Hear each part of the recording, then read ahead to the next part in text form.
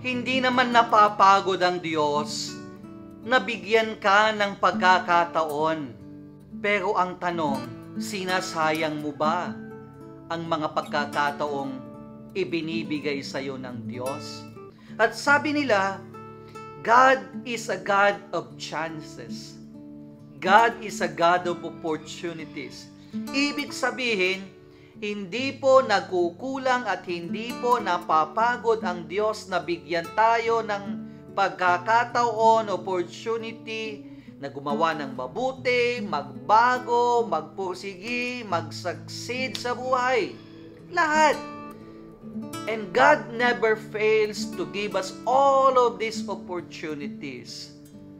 Pero ang tanong at the end of the day, what do we do with the chances and opportunities God gives us? At ito yung punto po ng ating ebanghelyo, especially the parable of the barren fig tree. Hindi ba napakinggan ninyo o nabasa ninyo ang ating ebanghelyo na nakita na parang wala pang bunga ang fig tree at gusto nang putulin ng may-ari, pero kung sabi ng kanyang katiwala, hindi, bigyan pa natin yan ng pagkakataon. Aabunuhan ko yan, lilinisan ko, aalagaan ko, tignan natin yan next year kung magbubunga. Kung hindi, puputulin na natin. So in short, hindi po nagkukulang ang Diyos sa atin. Never. Parang hindi po tama na sabihin natin, hindi na tayo binibigyan ng pagkakataon. Na wala na tayong pagkakataon pa. Meron at meron yan. Araw-araw, binibigyan pa rin tayo ng Diyos ng mga pagkakataong ito. Na ituwid ang mali natin, na mas magpursigi tayo sa pagiging mabuti, pagiging banal, na maging successful sa mga pangarap natin sa buhay, sa negosyo, sa trabaho, na mas maging mabuti ang relationship natin sa kapwa natin, sa kapamilya natin, sa katrabaho natin. In short, araw-araw, it's an opportunity given to us by God. Pero gaya ng sabi ko, it will be up to us kung ano ang gagawin natin sa mga pagkakataong ibinibigay ng Diyos sa atin. Kasi, una, one side, pwede nating gawin ang lahat. We take advantage of it. We make the best of every opportunity God gives us. Pag binigyan ka ng pagkakataon na ituwid ang iyong mali, gagawin mo yan. Pag binigyan ka ng Diyos na pagkakataon na ayusin ang problema nyo sa pamilya, sa asawa mo, sa mga anak mo, sa katrabaho mo, gagawin mo yan.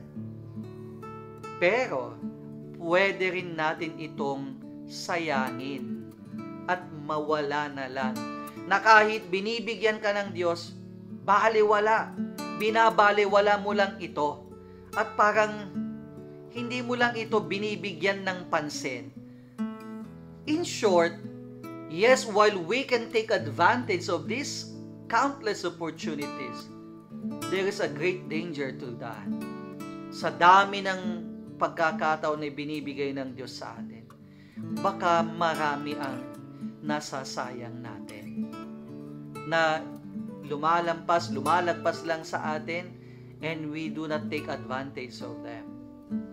That is the warning of the gospel.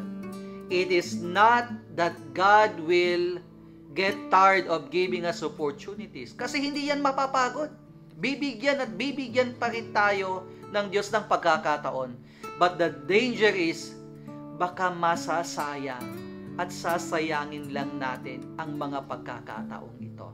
We ask ourselves, what are the opportunities? Ano ba yung mga pagkakataon na ibinibigay ng Diyos sa akin araw-araw?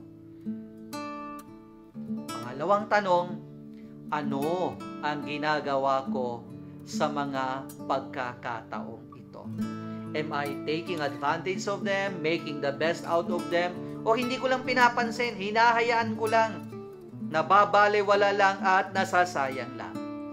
In the end, it will be up to us.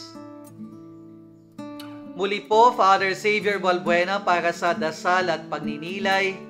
At masayang-masaya po ako dahil kahit medyo bumabagal ang paglago at paglaki ng ating YouTube channel, marami pa rin kayong supporters nito. Nanonood ng mga videos natin, nagla-like, nagko-comment, at nag-i-invite ng iba na mag-subscribe. Kaya sana magtulong-tulong po tayo. Hindi ko ito channel. Na-create po itong channel na ito as a way para makapagbigay ng inspirasyon sa ibang tao.